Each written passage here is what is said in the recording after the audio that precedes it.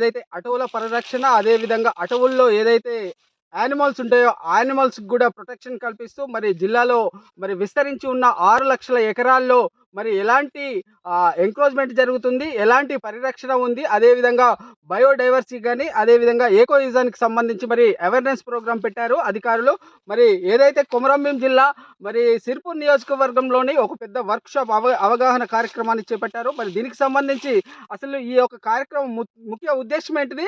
మరి ఏదైతే animals wild life యానిమల్స్‌కు ఎలాంటి ప్రొటెక్షన్ చట్టాలు ఉన్నాయి? ఆటిని ఎంతవరకు అమలు చేస్తారు? ఎలాంటి అవగాహన సదస్సు ఏర్పాటు చేశారో అడిగి తెలుసుకుందాం. చెప్పండి సార్. ఈ రోజు కార్యక్రమం ముఖ్య ఉద్దేశ్యం ఏంటి?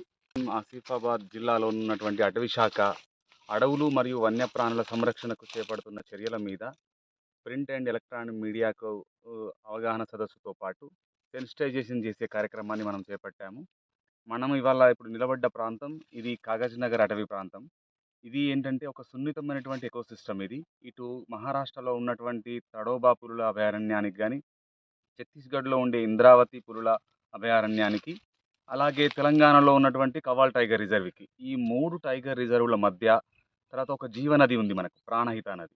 సో, ఇట్లా 3 రాష్ట్రాల యొక్క అత్యంత మారుమూల అటవీ ప్రాంతంలో ప్రాణహిత నది రూపంలో ఉన్నటువంటి ఒక జీవనది ఉన్నటువంటి ఒక అత్యున్నతమైన ప్రమాణాలతో కూడిన అడవి ఇది. సో, ఇప్పుడు మన పక్క రాష్ట్రాలలో పులుల సంఖ్య ఎక్కువ ఉండడం, తెలంగాణలో కొంత తక్కువగా ఉండడం వల్ల రానున్న కాలంలో కవాల్ టైగర్ రిజర్వ్ అనేది పులులతో కలకలలాడుతుందనేది మా ఉద్దేశం. సో, పులుల ఆగమనానికి సంబంధించి అటవీ శాఖ ఒక దశాబ్ద కాలం ముందు నుంచే ఎన్నో రకాల చర్యలు చేపడుతున్నది. సో, ఆ చర్యల వల్ల ఇవాళ మన దగ్గర అత్యున్నతమైనటువంటి ప్రమాణాలతో అలరారుతున్నటువంటి గడ్డి మైదానాలు, అలాగే శాకాహార జంతువులు, వాటి మీద ఆధారపడ్డ మాంసాహార జంతువులు చాలా ఎక్కువగా కనిపిస్తున్నాయి. అలాగే పులుల కదలికలు కూడా ఇప్పుడు ఎక్కువైనాయి. అంటే ఏదైనా ఒక అడవిలో పులి ఉన్నది అంటే అక్కడ అత్యున్నతమైనటువంటి ప్రమాణాలతో కూడినటువంటి అడవుల రక్షణ అనేది జరుగుతున్నది అన్నమాట. సో, ఇలాంటి అంతర్జాతీయ ప్రమాణాలతో అడవుల మేనేజ్మెంట్ ఏదైతే జరుగుతున్నదో దానిని ప్రభావవంతంగా ప్రజల్లోకి తీసుకెళ్లాలంటే 2026లో ఏదైతే సెన్సెక్స్ చేశారు జంతు గణన, దానికి సంబంధించి ఈ జిల్లాలో ఏ పశుపక్షాదులు గాని, అదే విధంగా యానిమల్స్ గాని వాటి యొక్క రేషియో ఏ విధంగా ఉంది? పెరిగిందా? తగ్గిందా? ఖచ్చితంగా పెరిగింది. మనము ఇప్పుడే కాకుండా గడిచిన గత 5, 6 సెన్సస్‌ల యొక్క డేటాను గనక మనం అనలైజ్ చేస్తుంటే, ప్రతి సంవత్సరం గూడా ఆయా జీవజాతుల యొక్క సంఖ్య పెరుగుతూనే వస్తున్నది. ఎందుకంటే ఇవాళ ప్రజల్లో గూడా అవగాహన పెరిగింది. అటవీ శాఖ గూడా చాలా సమర్థవంతంగా బాధ్యతలు నిర్వర్తిస్తున్నది. అలాగే సాధ్యమైనంత వరకు ప్రజల యొక్క డిపెండెన్సీని అడవుల మీద తగ్గించే ప్రయత్నాలు చేస్తుంది. ఇప్పుడు అందులో భాగంగానే మనం గ్యాస్ కనెక్షన్స్ ఇవ్వడం గానీ, సోలార్ లైట్లు ఇవ్వడం గానీ, అలాంటి అంటే ప్రజా ఉపయోగమైన కార్యక్రమాలను లేదా ప్రజలు అడవుల మీద ఆధారపడేటువంటి కార్యక్రమాలు కాకుండా దానికి ప్రత్యామ్నాయ మార్గాలను అటవీ శాఖ ఇవాళ దృష్టి పెడుతున్నది. దానివల్ల ప్రజల్లో కూడా చైతన్యం పెరిగి ప్రజలు కూడా ప్రకృతి ప్రేమికులుగా మారి అడవుల రక్షణలో ఇన్వాల్వ్ అవుతున్నారు. మరోవైపు వన్యప్రాణులు ఎలాంటి మరి ఆపదలో ఉన్నాయి? అటువంటి వన్యప్రాణులకు ఎలాంటి రక్షణ కల్పిస్తున్నారో అడిగి తెలుసుకునే ప్రయత్నం చేద్దాం. చెప్పండి సార్, ఎలాంటి సంరక్షణ అవసరం ఉంది? ఎలాంటి సవాళ్ళు ఎదుర్కొంటున్నారు?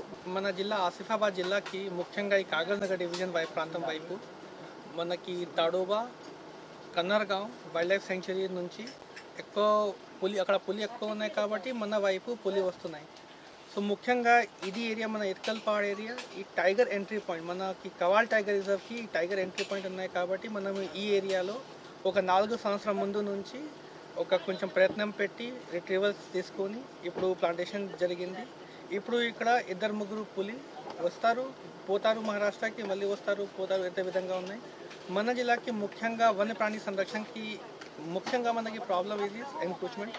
సో ఈ ఎన్క్రోచ్మెంట్ సంబంధించి మనం కొంచెం ఫోకస్ పెట్టి అది రిట్రీవల్ తీసుకుంటాము. దానికి కొంచెం ప్లాంటేషన్ చేసి వన్యప్రాణి సంరక్షణకి హ్యాబిటేట్ డెవలప్మెంట్ చేద్దాం. సో గతంలో ఈ ప్రాంతంలో కూడా ఏదైతే హంటర్స్ కానీ, అదేవిధంగా పోచర్స్ కానీ, ఈ విషయానికి వస్తే ఎలాంటి ప్రొటెక్షన్ అవసరం ఉంది? ఈ ప్రొటెక్షన్కి మనకి ఇప్పుడు హంటర్స్ పోచర్స్ అలాగనే పరిస్థితి లేదు. బట్ మనకి వన్యప్రాణికి ముఖ్యంగా కొన్ని ఎలక్ట్రిక్యూషన్ ఇష్యూస్ ఉన్నాయి.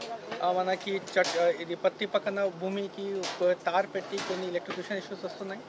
దానికి మనము ఇప్పుడు బేస్ క్యాంప్స్ పెట్టాము. మన దగ్గర మన జిల్లాలో యానిమల్ ట్రాకర్స్ కూడా ఉన్నారు. దానికి మనము 3-4 2-3కి మనం టీమ్స్ పెట్టి వాళ్ళు రెగ్యులర్గా తిరుగుతారు. ఎక్కడ మనకి ఎలక్ట్రిక్యూషన్ ఇష్యూ మనకి లాస్ట్ ఇయర్లో కూడా ఒక పెద్ద ఇన్సిడెంట్ జరిగింది ఎలక్ట్రిక్యూషన్కి. దానికి కొంచెం మనము హైయర్ ఆఫీసర్ దృష్టిలో పెట్టాము. ఇప్పుడు ఎలక్ట్రిసిటీ డిపార్ట్మెంట్తో పాటు మనము ఇన్సులేషన్ చేద్దాం. సో బయోడైవర్సిటీ కానీ మరి ఎకో సిస్టమ్ కానీ ఎలాంటి డెవలప్మెంట్ చేయాల్సిన అవసరం ఉంటుంది? ఈకో సిస్టమ్కి ముఖ్యంగా మనకి ఇంకా కొంచెం గ్రాస్ ల్యాండ్స్ పెరగాలి. గ్రాస్ ల్యాండ్స్ పెడితే హెర్బివోర్స్ వస్తున్నాయి, హెర్బివోర్స్ వస్తే మళ్ళీ పోలి వస్తున్నాయి. సో దానికి మనము కొంచెం హ్యాబిటేట్ డెవలప్మెంట్ చేయాలి. సో ఇప్పుడు ఇక్కడ కూడా మళ్ళీ 600 ఏకర్ ఇల్లీగల్ ఎన్క్రోచ్మెంట్స్ ఉన్నాయి. మన జిల్లాకి ఇప్పుడు ROFR పట్ట 80,000 ఏకర్ ఉంది, అది లీగలైజ్ అయింది. బట్ మళ్ళీ illegal non tribal encroachment 90,000 acre ఉంది. దానికి ఆ ఏరియాకి మనకి హ్యాబిటేట్ డెవలప్మెంట్ చేయడానికి అవకాశం ఎక్కువ ఉన్నాయి. సో ప్రధానంగా ఏదైతే 2026కి సంబంధించి సెన్సెక్స్ అయితే ఉంది, ఈ సెన్సెక్స్ ప్రకారం ఈ ప్రాంతంలో ఎలాంటి వన్యప్రాణులు ఉన్నాయి, ఎలాంటి పశుపక్షాదులు ఉన్నాయి? సో ఈ సెన్సస్ డేటా మనకి NTCAకి పోతుంది, ఆల్రెడీ పోయింది. సో మనకి జూలైలో నేషనల్ టైగర్ డే, మన టైగర్ డేలోనే, ఇంటర్నేషనల్ టైగర్ డేలోనే అది డేటా రిలీజ్ అవుతుంది. సో దానికి మీకు అందరికీ డేటా వస్తున్నాయి. ఇక్కడ ఏ డేటా మొత్తం మీద ఈ వర్క్షాప్ ద్వారా ప్రజలకు గారికి ఎలాంటి మెసేజ్ ఇవ్వనున్నారు? మెసేజ్ అందరికీ ఒకటి, ఇది మన వన్యప్రాణి లేకపోతే అడవి, ఇది మన అడవి శాఖ మాత్రమే కాదు, ఈ అందరికీ ప్రాపర్టీ, మన నేషనల్ హెరిటేజ్ ఉన్నాయి, ఇది నేషనల్ అసెట్. సో ఈ రక్షణ చేయడానికి బాధ్యత అందరికీ. సో అందరికీ సపోర్ట్ మీద మనము ఈ ఏరియాకి ప్రొటెక్షన్ చేద్దాం. సో మొత్తం మీద ఏదైతే జిల్లాల వన్యప్రాణుల సంరక్షణతో పాటు అటవీ సంరక్షణ కూడా ప్రతి ఒక్క పౌరుడితో పాటు అందరి బాధ్యత అని జిల్లా DFO అధికారి చెప్తున్నారు. కెమెరా పర్సన్ వెంకటేష్తో రమేష్, సిర్పూర్ నియోజకవర్గం నుంచి. Subscribe for more content.